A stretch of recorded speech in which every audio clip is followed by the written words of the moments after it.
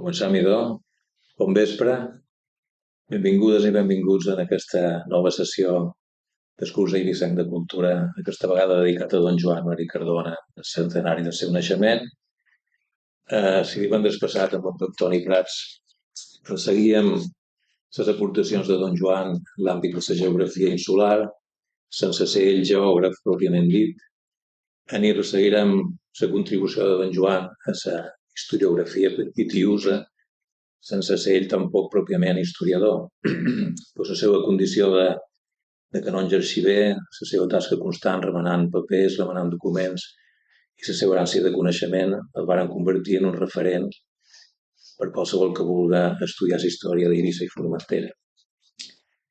I per tractar aquesta faceta de don Joan ho farem de la mà d'un altre historiador també de referència, Antoni Ferrer Bártuza, d'aquí passaré a llegir un resum del seu extens currículum. Antoni va néixer a Eivissa en 1970, es va llicenciar en Història per la Universitat de Barcelona en 1994, es va doctorar a la Universitat Autònoma de Barcelona en 2011 amb la tesi Captius i esclaus a Eivissa, segles XIII-XVI, Premi Extraordinari de Doctorat, dirigida pel acadèmic catedràtic d'Història Medieval Miquel Barceló Perelló.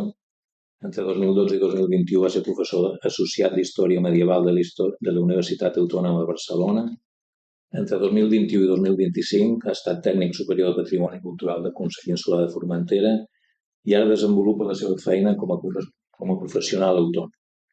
És autor de diversos llibres, col·laboracions en obres col·lectives i articles a revistes de divulgació d'àmbit local i revistes especialitzades en història i etnologia, d'abast estatal i internacional, com Recerques, Locus Amenus, Journal of Medieval Studies, Medieval Encounters i altres.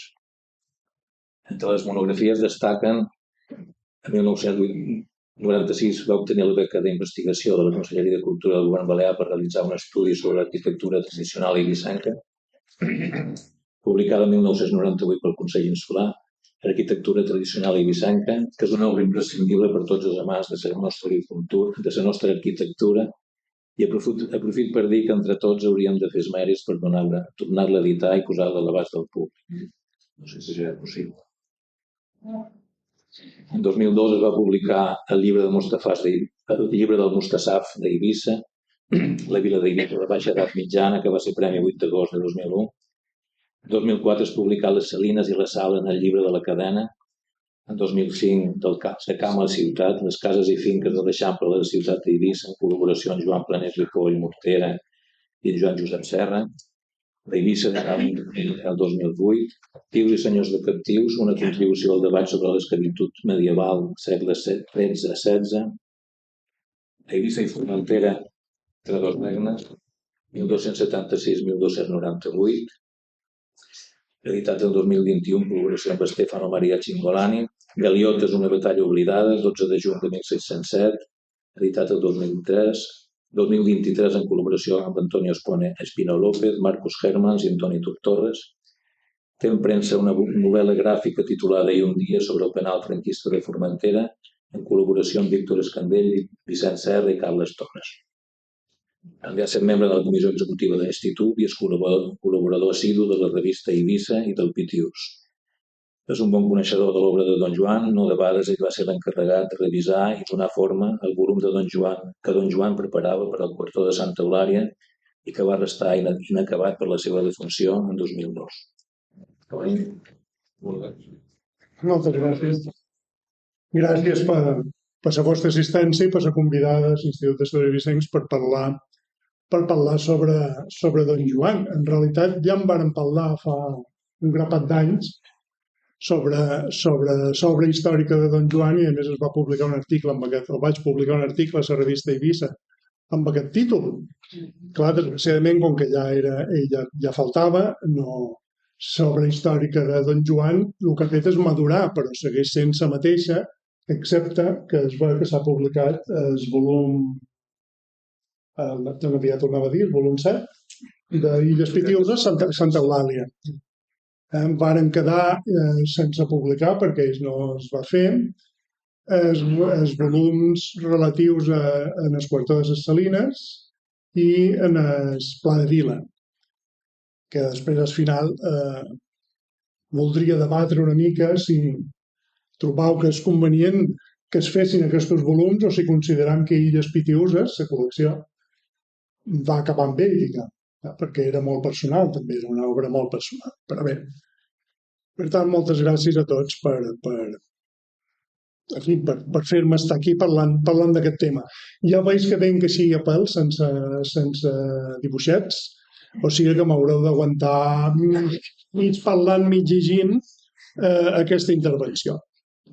El títol, ja l'heu vist, que és Context, valoració i perspectives de l'aportació de Joan Maria Cardona a la història pitiüsa, i començarem amb un context clàssic que ens agrada fer als historiadors, de com era Eivissa quan va néixer don Joan. I d'Eivissa l'any 1920, ja sabeu que va néixer el 25, no us ho he de recordar, tenia 27.000 habitants. 27.000 habitants, únicament.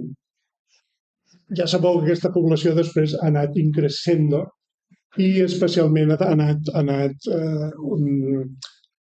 pujant de xifra molt a partir del que anomenam el boom turístic a partir dels anys 60, de manera que el 1966 ja estàvem a 37.000 habitants, més els 3.000 de Formentera, 40.000 habitants, 76.000 el 1991 i ara no sé si estan a 150.000 o una cosa així.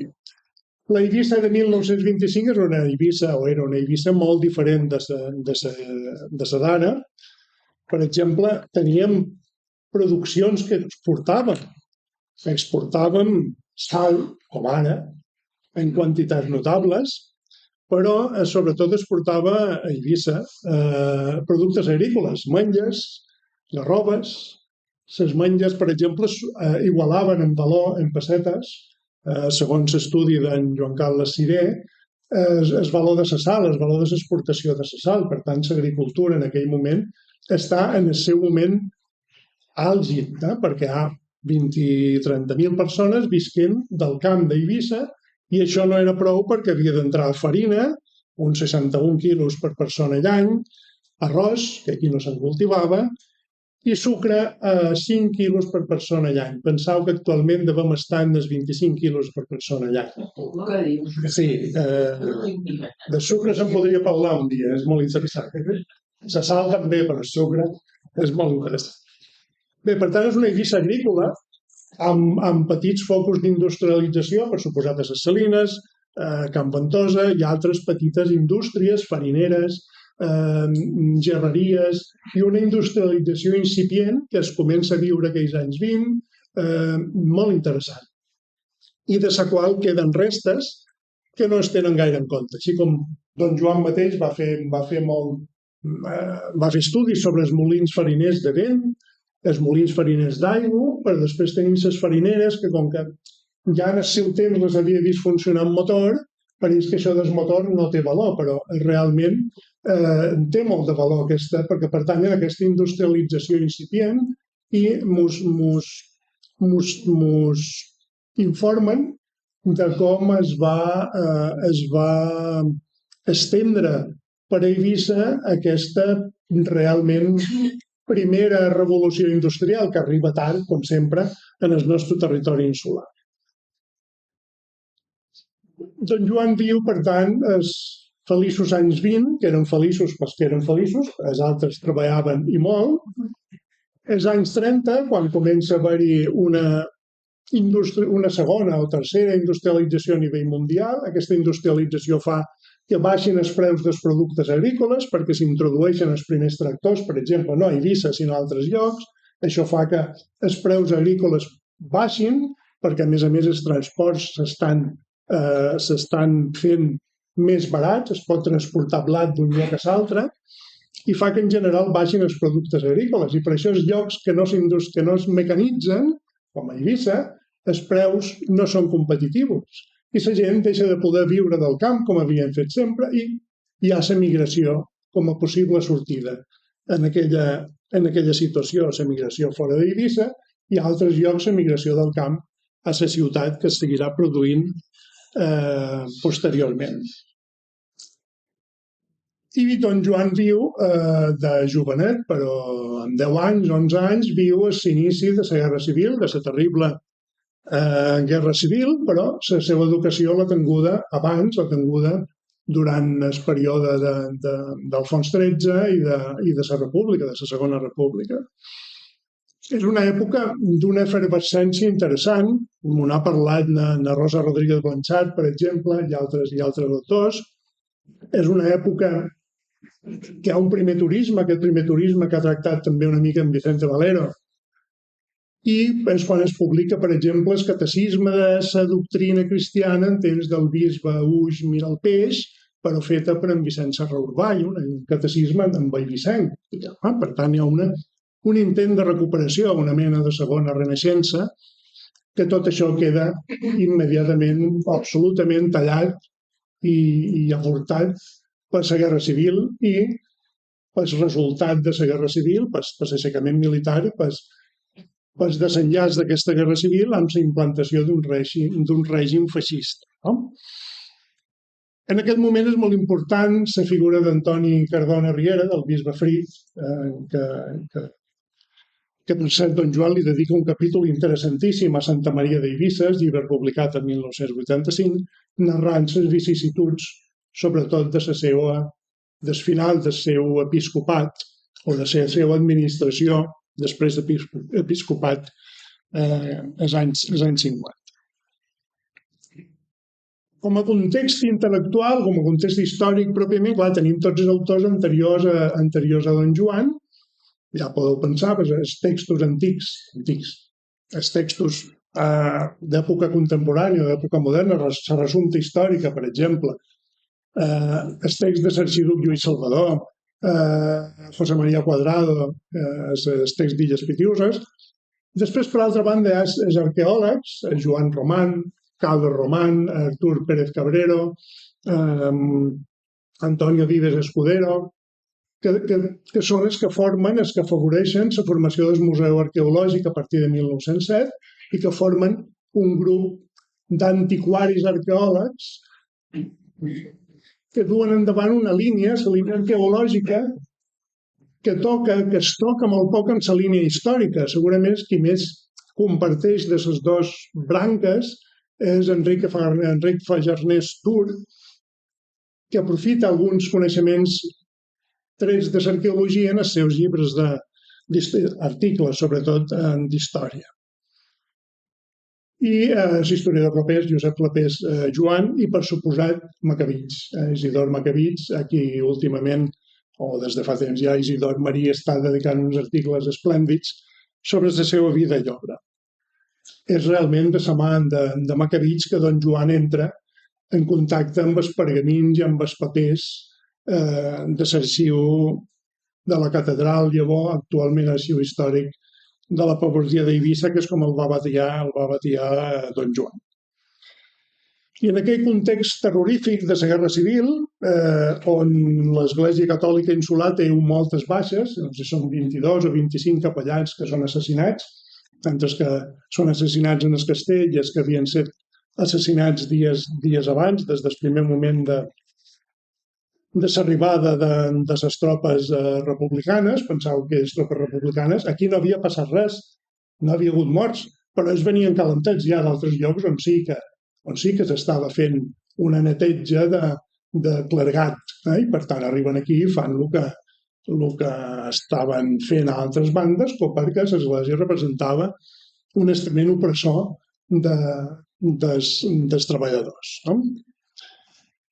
I, per tant, l'Església té moltes baixes. Una sortida per un jove pagès de Sant Rafael, com era don Joan, una sortida en aquell context delicat, era el sacerdoci.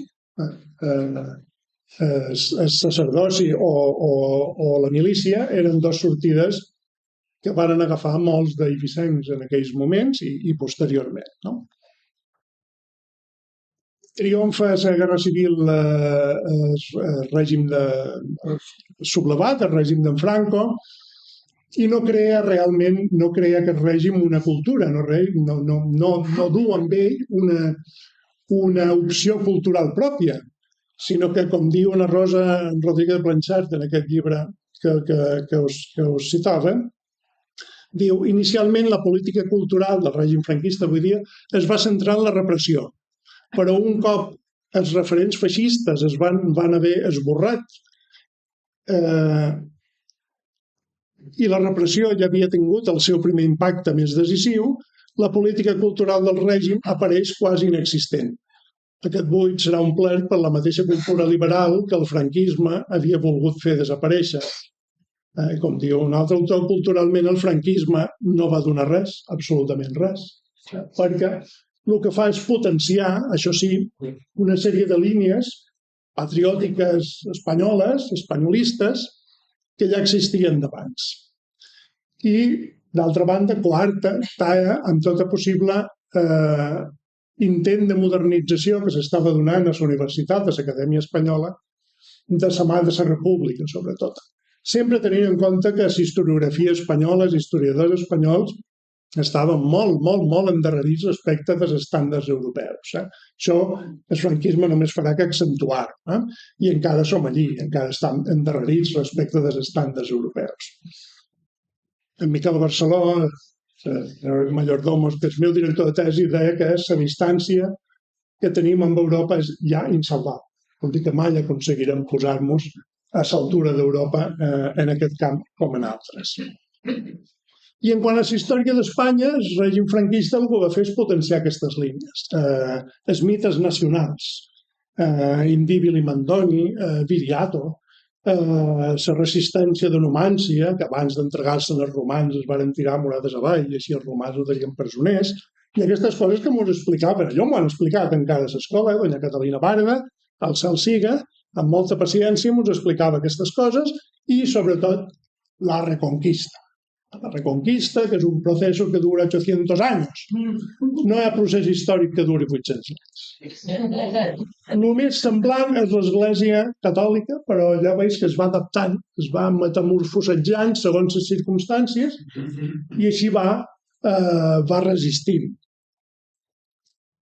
Però això de la reconquista m'interessa molt perquè ho enllaçaré o enllaç amb un dels títols, amb un dels llibres, o amb el llibre, per jo és més important, tots són importants, però per jo és el que més m'agrada, la conquista catalana de 1235. I de la reconquista, els 800 anys per expulsar els musulmans d'Espanya, els reis catòlics perquè uneixen allò que estava separat, allò que estava desnaturalitzadament separat. Aragó, la corona d'Aragó i la corona de Castella, els catòlics diuen no, això ha d'estar junt perquè Espanya és una realitat geològica que hem d'aspirar. Portugal, no en parlam i ja està.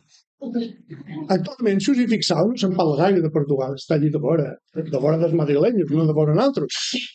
No se'n parla, hi ha un trauma històric amb allò de Portugal que no... En el portal de les taules hi ha l'escut de Portugal, encara vist la monarquia hispànica, però això va deixar de ser així, i ara és un estat independent. Bé, aquests tics de la historiografia espanyola es van contagiar a la historiografia catalana, on la universitat també havia patit una escatada d'elements sospitosos i havia quedat allò que el règim havia considerat que era acceptable, no? I per tant la historiografia catalana adopta Guifré el Pilós, que estava ferit i el rei de França li dona escut amb sa sang i tot. La baixada de la muntanya havia estat ple de catalans al Pirineu i baixen i van conquerint territoris i després Jaume I, el gran conqueridor, que fa seu allò que ja sabia que era seu, perquè la croada pisano-catalana. Inclús hi ha algun historiador, crec que és en Soldevila, pobre, que parla d'una unitat geològica també amb les Balears i, per tant, estava predestinat tot això a ser part del casal català. Són tics, bàsicament desbarats, perquè això es diu quan ja ha passat i quan ja ho veus que ha passat, però quan no saps si la croada pisano-catalana era un precedent de la conquesta de 1235, perquè el 1114 no sabien què passaria el 1235, per tant no és un precedent de res, és el que és. I així ho hem d'analitzar.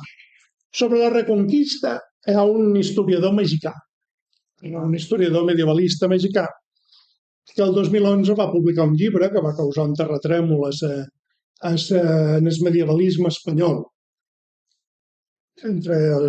Analitza això de Reconquista d'on ve, diu, això ve del segle XIX, això ve de l'escola historiogràfica d'Antonio Cánovas del Castillo, vol dir la dreta de la dreta espanyola, i abans ningú havia parlat de Reconquista.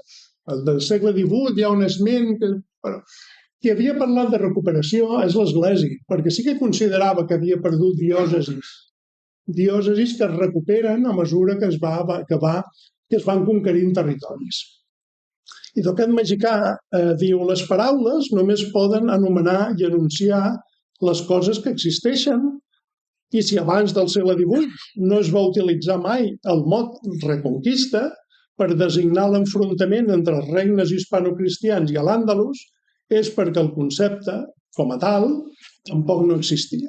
Això ha causat un terratrèmol, això del 2011, al final en Ríos Saloma l'han dut cap aquí dient, hombre, però no es va muy bien para definir un període històric, total. I al final tenim en Ríos Saloma parlant de Reconquista en els seus llibres, com si res no hagués publicat abans.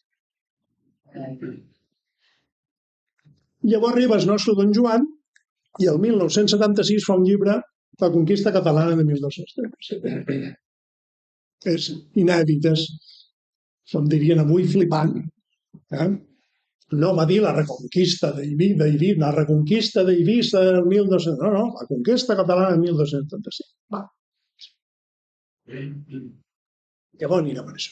I l'altre context és que Eivissa, com ara, no era ni és capital de província, és una ciutat que si estiguéssim a la península seria poqueta cosa, només que som una illa i per tant la ciutat principal de l'illa té una anomenada més grossa que no una ciutat homònima o de la mateixa població a la península. Però això no implica que no tenim universitat, tenim la Universitat de les Illes Balears. L'altre dia a un congrés sobre Salines, un professor d'història medieval de la Universitat de les Illes Balears em demanava, escolta, Toni, i sobre la despoblació de Formentera que ha? Dic, tu sabràs, estudia, no? Perquè tu és de la Universitat de les Illes Balears.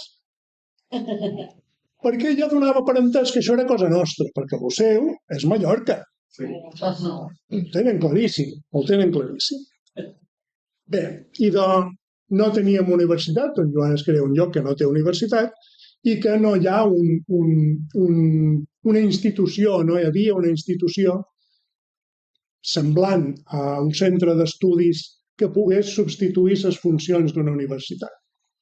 Encara avui no sé quants de treballs fi de grau i fi de màster i quantes tesis es publiquen, es llegeixen, es defensen a la UIB, a la Universitat de les Illes Balears, relatives a Eivissa i Formentera. Molt me tem que poques, però és la nostra universitat.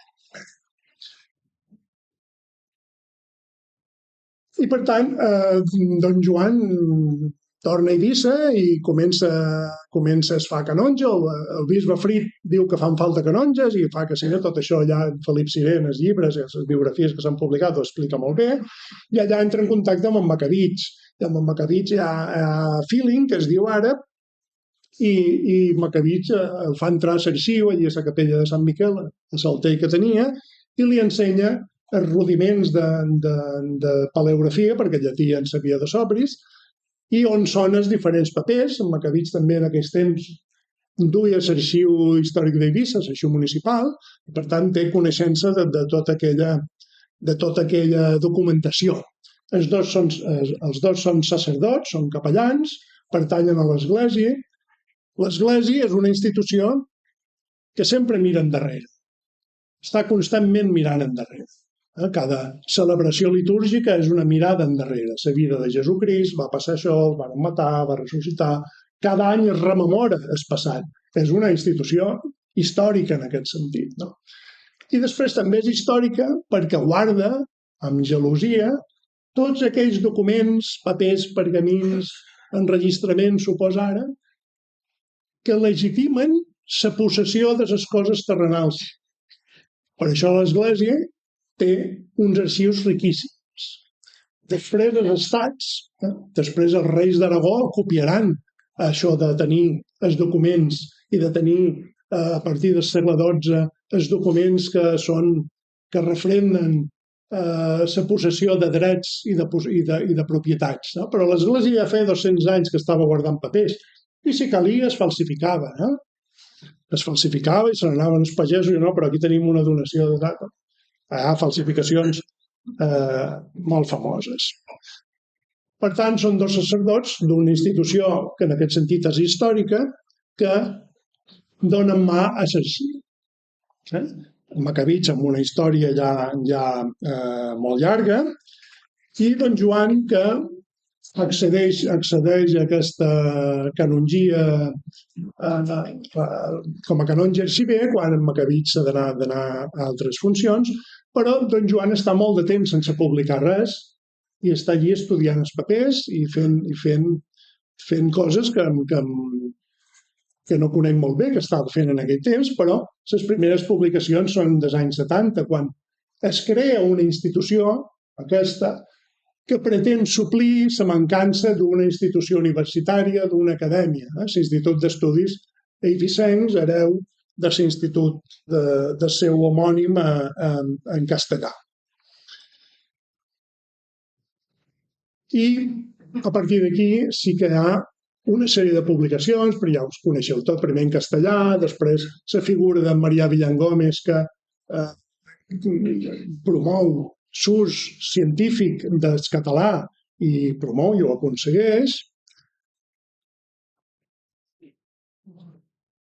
I arribam a don Joan que més o menys hem conegut, o que jo he conegut, el don Joan que publicava d'una manera que a un em fa sentir petit, perquè clar, llibres, però no són només els llibres, són els articles, però no són només els articles, a la revista Eivissa, Pitiusa, a la revista de Serrador, altres, sinó són les revistes en premsa, la premsa Pitiusa, Diari d'Eivissa. És un reguitzell constant, a vegades 2 articles un mateix dia, a Diari d'Eivissa i a la premsa, perquè era la festa de tal poble. En tot això, en Felip Siré i jo vam fer un recull, crec que en Felip encara l'ha completat més, però són, jo ara ho dic de memòria, són 200 o 300 articles en premsa. És una cosa perquè ell vol arribar a la gent. No vol ser en aquest sentit un historiador tancat allà a l'arxiu, sinó vol que la gent conegui aquesta història. En aquest sentit és molt diferent en el seu, no diré mestre, perquè jo crec que don Joan ja va venir del camp de Sant Rafael ensenyat i dels seus estudis a Salamanca va entrar en contacte amb un Macabits molt ensenyat. Però Macabits i don Joan són com la nit i el dia, sense restar mèrit a cap dels dos. Macabits és desordre. Macabits ha anat produint obra i arriba un moment que la plega en els volums d'història d'Eivissa i allò és un mare magnum que per altra banda és molt divertit perquè un va trobant coses i diu, i això no... Això quan es va reeditar s'hauria d'haver fet un índex o un omàstic i per matèries mai és tard, però com que ara pensar ara en la IA posarem el llibre damunt d'alguna cosa i farà 5 índex tot sol, no crec. Però clar, jo els volums de don Joan els tenc plens de paperets marcant coses. En canvi, don Joan és ordre absolut. És ordre absolut. Mireu els llibres d'entreveniment, si no, allò és ordre. Agafar una font històrica, vinga, Torres surt a 1604, 1702 i a 1799. A on? A Benimussa, a Sant Miquel de Balançat. Això és sistema, és ordre. I també és el que més no sobta, més que sobta, no sé trobar la paraula. Sorprèn, no sorprèn tampoc. El que més d'admirar és quan publica La conquista catalana en el pròleg, diu això és el primer volum d'una col·lecció. Illes Pitiuses, volum 1. D'aquest volum, d'aquesta col·lecció sortiran un volum 2, títol, un volum 3, i així fins al primer pla, crec que eren 7 o 8 volums, que després canviarà el pla perquè Sant Ofici l'enviarà fora de la col·lecció, però farà entrar Formentera, farà entrar els llibres d'entreveniment i modificarà allò una cosa. O sigui, que quan treu un llibre a 1976, diu que en traurà 7 més, d'una mitjana de 400 pàgines cada un. O sigui, això és... Diu, els tenia escrits? No els tenia escrits, els tenia aquí. Els tenia aquí. Diu, la conquista catalana, què és això? Això és el moment fundacional. El moment fundacional nostre, dels habitants d'ara. Després de la conquista catalana havien de venir, ara no ho tinc davant, els curtons, curtó per curtó. On viu aquesta gent que és fundada a partir de la conquesta, que arriba a partir de la conquesta? Viuen en el curtó de Sant Eulari, de Pere de Portugal, després de Sant Eulari, en el quartó de Balançat, en el quartó de Portmany, en el quartó de Ses Salines i en el Pla de Vila. Molt bé. I com ho fa? Balançat. Balançat és que va anar casa per casa. Uns de vosaltres ho sabeu. Casa per casa. No només els documents de l'arxiu, sinó casa per casa. Avui no ho podríem fer. Ens trobaríem una tanca, o un K, o 2 o 3, o 2 o 3 holandesos, diguem-nos que... Que, bueno, a més, que hem de parlar amb l'holandès. Amb tot el respecte, vull dir que, però no es podria fer. Llavors parlava amb la gent i jo li contava coses. I sabia fer el paper de sasa. Jo vull saber tal cosa. Va parlar de que ha plogut, que no ha plogut, que s'acollida d'enguany va així que va allà, però jo vull saber si en això li diuen de tal manera, jo anava espitjant la conversa cap allà on la volia. I d'aquí surten aquests llibres. Quasi res. Bé, Santa Maria d'Eivissa, l'episcopologi, la història de l'Església, perquè és un poble que arriba a 1235, o a partir de 1235, és un poble naturalment cristià i català, ja ho diu el títol, no? Per tant, interessava aquesta parròquia única que es forma per arran de la conquesta, li interessava descriure-la i després explicar com això passa a ser un bisbat amb la seva divisió parroquial, amb la seva organització interna. Per tant, és una obra descomunal, és una obra que a una el fa petit, sobretot, és que per volum és per clarividència i per constància i per disciplina. Un amic meu capellà, en Robert Baró, que és canonge arxiver de la Catedral de Barcelona, ja li vaig dir, escolta, com pots fer tantes coses? També en fa moltes. Diu, és que el celibat dona per molt.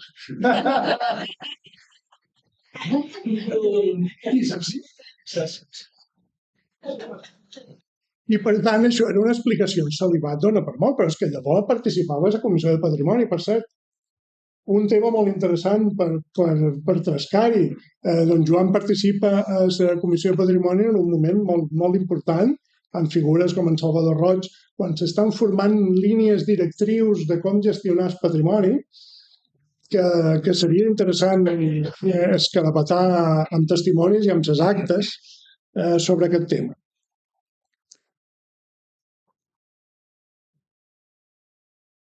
I llavors, si haguéssim de fer una valoració crítica, el meu presentador deia que don Joan no era historiador. Bueno, aquí podríem discutir sobre què és ser historiador, no? Allò de que qui fa història, qui escriu història, qui fa història, ho escriu, la plasma per escrit, és historiador o no? O només és historiador que ha passat per uns estudis... És un tema... Avui dia que tenim... Avui que tenim... Sí, però, clar, avui que tenim els cursos honorum molt ben definit, home, has de fer el grau, has de fer el teu màster, si pots has de fer la tesi, sí, però abans no estava tan clar tot això, s'arribava a història des de filosofia i lletres. Per tant, tot això era més lax.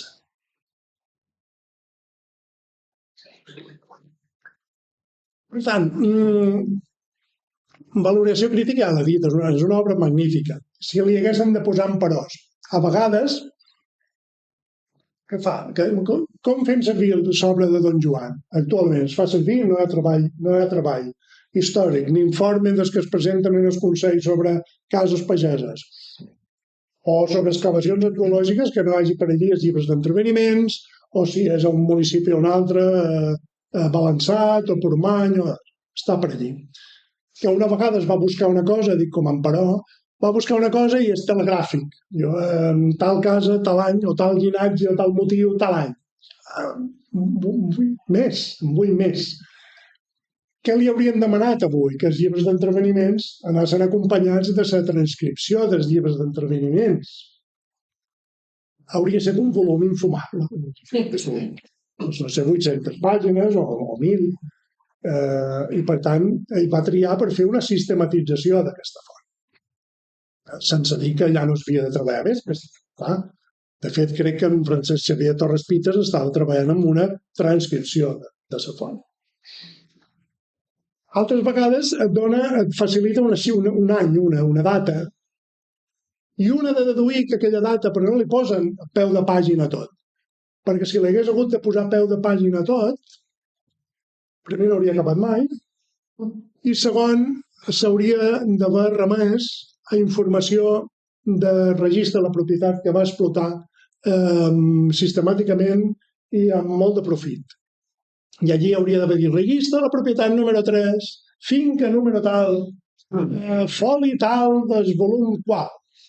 I per la majoria de la gent s'haguessin quedat igual, el llibre hauria tingut 200 pàgines més perquè les notes al peu ocupen lloc, i tampoc hauria portat una riquesa molt més gran. Sí que porta riquesa és haver consultat aquest arxiu. I un altre arxiu que va consultar, que pràcticament no s'havia consultat mai, és l'arxiu de protocols notarials del districte notarial d'Eivissa i Formentera, el que ell anomena AP, Arxiu de Protocols d'Eivissa, que avui, feliçment, molt feliçment, s'ha pogut traslladar, com estava previst des de 1948, crec, a l'arxiu històric d'Eivissa i Formentera, l'arxiu municipal, l'arxiu de Nafani, per entendre. Perquè fins ara s'havia de consultar demanant permís en el notari, quan era en Rodero, ara que era en Rufas a Penoza, que vine a tal hora que no tinc firmes, i un anava allí com qui feia nosa, no? I ara el tenim en un arxiu amb condicions i amb horari. Per tant, aquest arxiu és una absoluta mina. És una mina, encara no... Jo el vaig explotar una mica per arquitectura tradicional eivissenca i per altres temes. El que passa que per jo, que soc medievalista, comença tard, comença 1609, 1600, no hi ha res anterior. Però és un arxiu que Don Joan ja va explotar i que té perspectives de portar un coneixement molt profund sobre Eivissa. Per tant, en aquest sentit, res a objectar, més que això, que a vegades és molt telegràfic, a vegades no cita completament les fonts, però va obrir unes perspectives que la vigència de la seva obra serà molt llarga.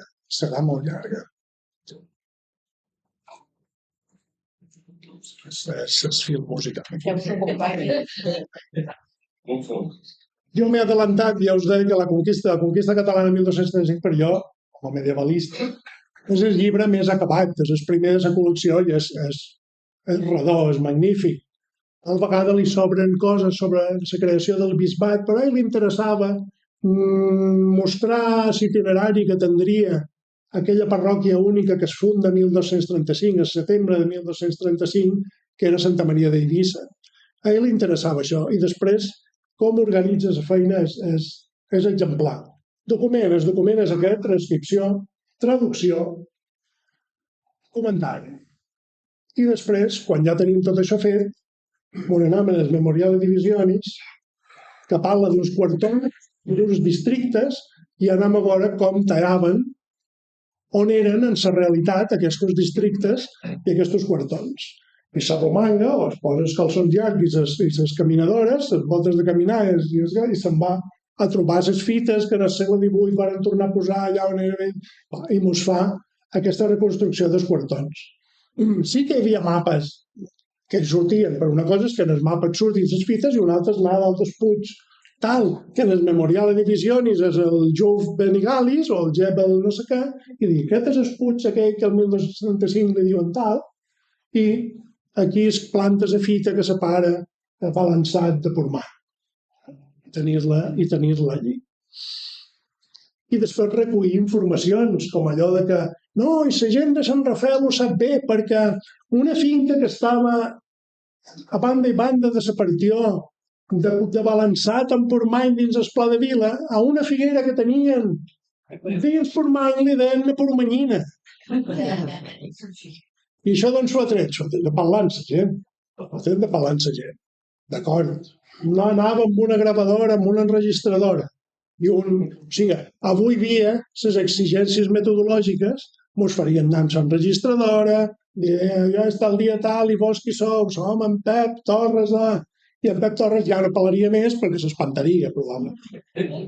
O no, perquè he de dir que quan vàrem fer el centre d'interpretació del riu, el molí de Camplanetes, el molí de Dalt, vàrem decidir d'entrevistar una sèrie d'hortolans que havien treballat per allà. I dic, els hauríem de fer vídeo. Vaig parlar amb Enrique Villalonga, va venir amb la càmera, el micròfon aquell que té Pumisol, jo per il·luminar així des de baix, no sé què, jo pensava. Però bueno, van començar a parlar el que no callaven. Jo vaig quedar espantat que aquella gent són tots morts, ja mesquins.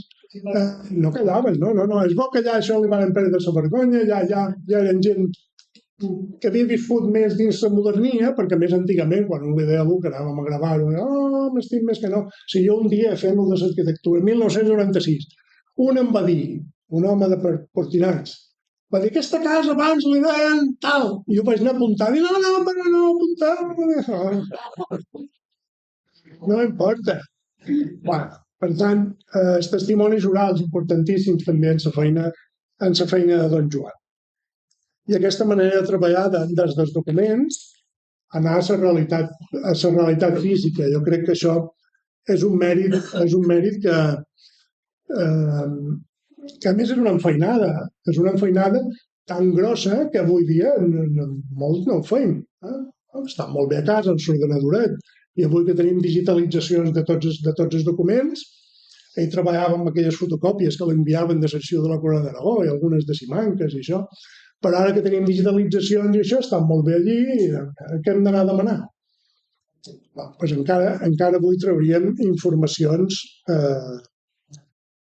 interessants. Per tant, això d'anar passa a passa pel camp d'Eivissa li va donar uns fluids molt rics que ara podem aprofitar gràcies a l'edició d'aquestes obres. No sé com hem de temps. Molt bé, excedir-me.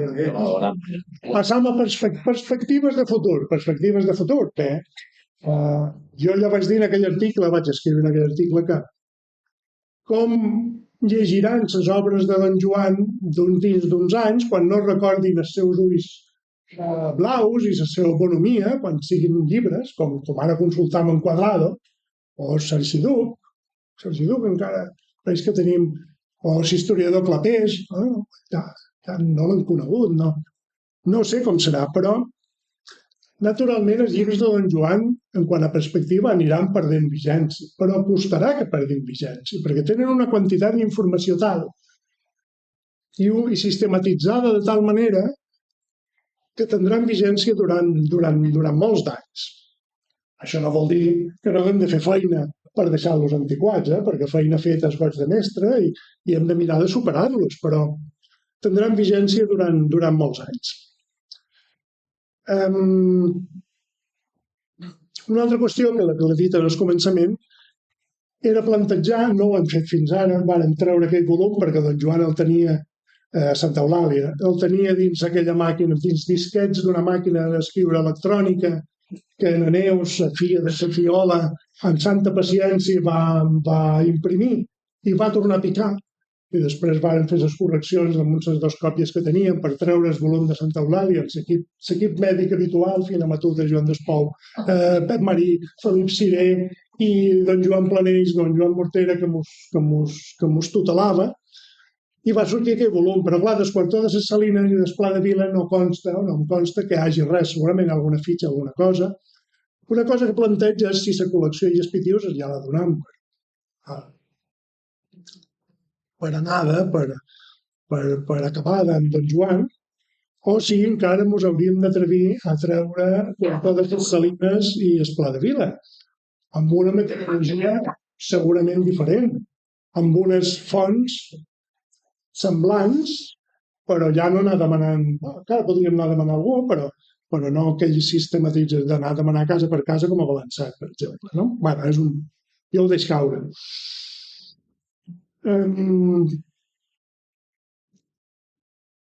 Una altra qüestió important és el prestigi que va donar don Joan, que allà venia, és una professió és una ocupació, perquè la professió era capellà, com Macabits. L'historiador Clapés era militar. Enrique Fagernés era funcionari de correus, etc. No? El prestigi que va donar a l'ocupació d'historiador, que és un prestigi que no...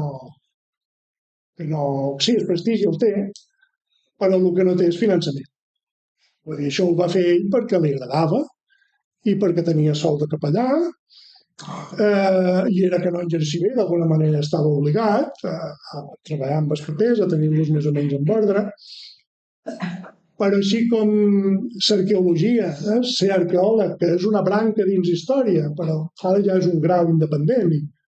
Sí que té molta tirada, les institucions treuen oposicions de tècnic de patrimoni, li diuen, però deien ara, l'Ajuntament de Vila, dies passats, fa molt poc, estiu passat, va convocar una de tècnic superior de patrimoni. Diuen, llicenciats o graduats en arqueologia. Vinga, al·legació, no existeix la llicenciatura, ni ha existit mai la llicenciatura en arqueologia. I un tècnic de patrimoni pot ser més coses que un graduat en arqueologia, que sí que existeix. Acceptada. Bé, què volen arqueòlegs? Per què? Perquè l'urbanització progressiva del territori pitiús, urbà, rústic i el semiurbà que s'ha inventat ara, que ara també serà, requereix de la prèvia descàrrega del valor patrimonial que té. Per això és arqueòlegs. Es va, s'escava, diu això no val res, ja es sap el que hi havia, els textos, el material arqueològic, ceràmic o no ceràmic en el museu arqueològic, i les restes, si no són una cosa monumental, es poden destruir. I per això fan falta l'informe dels arqueòlegs i que els miri a l'administració un altre arqueòleg. Per als historiadors, no. Van bé per convidar-los, però no, res més, diguem. I com que és la Universitat de les Illes Balears, anava a dir Pitioses, perdó, està centrada a Mallorca, perquè són més, perquè són 1 milió de mallorquins i nosaltres som Menorca, Formentera i Eivissa, som unes pusses que als costats que els hi fan, és així, els hi fan més nosa que falta. Doncs la Universitat de les Illes Balears fa Mallorca. I de tant en tant hi ha treballs valuosos també que inclouen les illes adjacents al Regne de Mallorca, que deien a la mitjana. Però si es vol presentar una oposició, ha d'anar a viure a Palma, per tant, aquí ja no anem. A més, és un departament d'història molt petitet. Té poc personal, per tant, té poca capacitat. Per això ja estic fugint d'estudi, era per aprofitar que em donar el micròfon. Res més, per acabar, la figura que celebrem el centenari del seu naixement. Està molt bé. Si un ha nascut, algun dia fa 100 anys que ha nascut,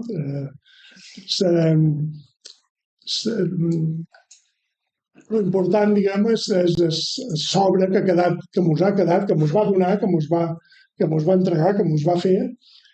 Crec que encara hi ha trajectòria per treballar amb aquesta obra. Hi ha tots els articles en premsa, que són molts, i que podria fer-se una edició, encara que sigui digital. Sí que és veritat que s'han de corregir coses, perquè els articles de premsa que es feien d'un dia per l'altre, o de 2 dies o 3 per l'altre, que Joan ho sap bé, les presses que podien tenir per això, es podria treballar amb aquests articles i després, bàsicament, seguir el seu camí, que és fomentar l'estudi, l'estudi del passat, és a dir, fer història sobre Eivissa i Formentera i fomentar-la de totes les maneres que es pugui. I res més, moltes gràcies.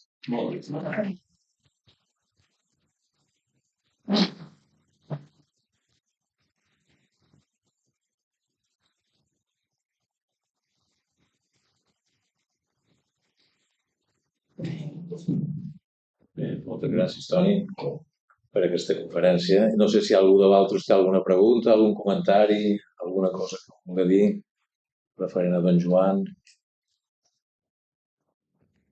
Si em deixeu dir una cosa. Has parlat de si els 2 toms que falten estaria bé parlar. Jo penso que sí que estaria bé. Si ha sortit ara un Astèrix, que ja no queda ni de res dibuixos ni de res text, si ha sortit un Astèrix, que sense don Joan també ho vist. Aristòtil, a seguir i acabar a sobre. El mètode seria diferent, ja no trobaria la gent que vivia a les cases d'allí de tota la vida, ells pares, però podria ser interessant. Sí que estic d'acord. Les disputes de poder que té Eivissa durant l'edat mitjana amb l'autoritat de Regne de Mallorca, de la Corona d'Aragó, totes aquestes qüestions que tant preocupaven unes quantes persones, però que eren molt importants. Don Joan, de tot això, a part de recollir-ho, en tenia opinió, tenia una visió pròpia.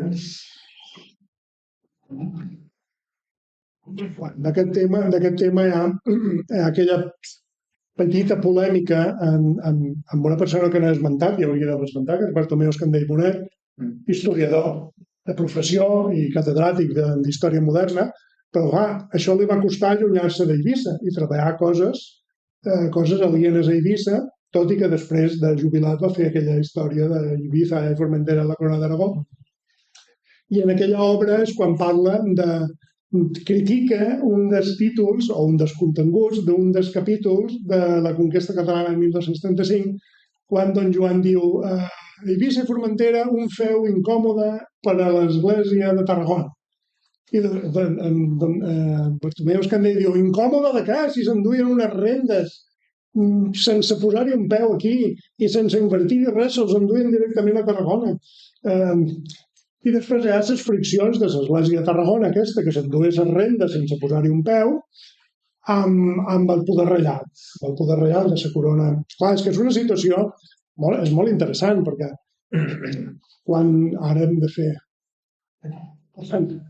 Quan Jaume I decideix dividir el seu regne entre els fills, en Pere a Catalunya i València, i en Jaume de Mallorca, el regne de Mallorca, amb les possessions de Rosselló i nord dels Pirineus, crea un engendre estrany, perquè en el cas d'Eivissa, sobretot, però en el cas de Mallorca també, perquè hi havia senyorius a Mallorca i senyorius a Eivissa que eren de persones d'un altre regne a partir del moment de la divisió, del regne d'Aragó, que eren del Principat de Catalunya en aquell moment. I això crea una situació estranya, especialment a Eivissa, on l'Església de Tarragona, que estava en el reialme del rei Pere el Gran,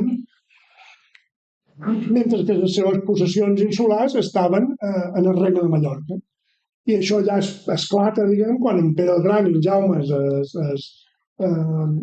s'abarallen com per mort de l'atac francès i que, clar, el rei Jaume de Mallorca es troba que té unes possessions veïnes a França, tocant a França, i que els francesos li passaran per damunt segur. Per tant, si m'enfronten els francesos, em desfan els meus territoris continentals. i si m'enfronten al rei d'Aragó, també, vull dir, hi ha una situació molt complicada. I fruit de tot això són les baralles a Eivissa i a Formentera, com us explicava, que jo no hi vaig anar, en Ricard Urgell, ara en el Museu Arqueològic, en aquestes conferències que fan arran del regnat del rei Sanç. Són friccions per jurisdiccions. Tal delicte s'ha fet a tal banda, sí, però qui el va cometre vivia en el quartó a la partida jurisdiccional del rei, sí, però el delicte es va cometre en zona comú dels tres consellors. Perquè això generava pagaments, la justícia es pagava en aquell moment, com ara, des de fa unes dècades, crec, i per tant això generava uns emoluments que els senyors no hi volien renunciar. I després, tota la qüestió de les prerrogatives i més o menys lugallets que fossin els batlles o els procuradors dels senyors aquí. I don Joan això sí que ho tracta, però quina opinió tenia? No t'ho sé dir exactament, però ell sabia que Tarragona era molt lluny. De fet, alguna entrevista ho diu. Tarragona era molt lluny i qui coneixia bé les coses de cada lloc era la gent que viu en aquest lloc. Per tant, devia opinar. Cada conflicte d'aquestos, tots en conjunt són un conflicte, però cada conflicte tenia motius i diguem, esclataven per qüestions que ara començàvem a entendre alguns personatges. En Guillem Escrivà, que era un dels rics homes d'aquell moment a Eivissa, estan parlant de segle XIII, en Bernat Fortesa, que els genovesos diuen, fan un tractat en 1282 amb Eivissa, en Guillem Gall i un Gamundí se'n van a Gènova 1282 a parlar amb els capitans de la República de Gènova i fan un tractat comercial. I els genovesos baix de tot diuen i no volem que en Bernat Fortesa torni a ser escrivà de la Sal mai més. S'enfrontaven i es casaven entre els grups d'amics i s'enfrontaven allò de les bandositats. Ara sí. Passa que llavors eren més bèsties també. I el segle XV seran més bèsties encara. El segle XIII encara referà. El segle XV ja anaven. Per tant, és entrar a Lleins i començar a veure'ls cara i ulls, no? Comportaments, en fi, el que don Joan Morter ha fet amb el segle XVII i XVIII, que és conèixer aquella gent, aquelles famílies, i amb els segles anteriors. I una cosa que no he dit és que ja faig feina en Formentera, però abans d'anar vàrem deixar encaminat dins de l'àrea de patrimoni del Consell de Formentera, vàrem deixar encaminada una reedició del Llarg Camí del Pa a Formentera, que estava molt exhaurit, i que qualsevol dia cridaran de publicacions de l'Abadia de Montserrat a dir que ja ha sortit d'impremta, i espero que es faci una presentació com toca allà on sigui. Una cosa més. Bé, jo només dic de Joan Maria Cardona que el títol aquest de Conquista Catalana de 1223 1235 i es va publicar en 1976 i va ser un impacte a la societat. I encara ho és un títol que pica molt. Encara hi ha molta gent que ho discuteix i discutirem més ara que el 8è centenari serà un tema de debat i que sortirà i molt. I va ser la primera persona que ho va dir. En sèrio, ningú s'havia atrevit mai a dir això. Encara que recordi. No vam de parlar. Un mexicà us va dir que això de Reconquista és del segle XX. Sí, abans era això, la Reconquista, les tropes cristianes, les tropes aragoneses, i va dir ben clar.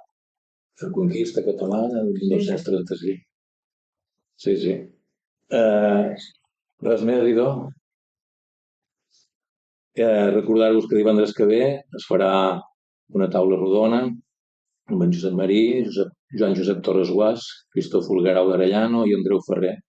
I moderarà en Pere Ribas Hereva una altra vegada aquí a les 7. I bona nit a tots.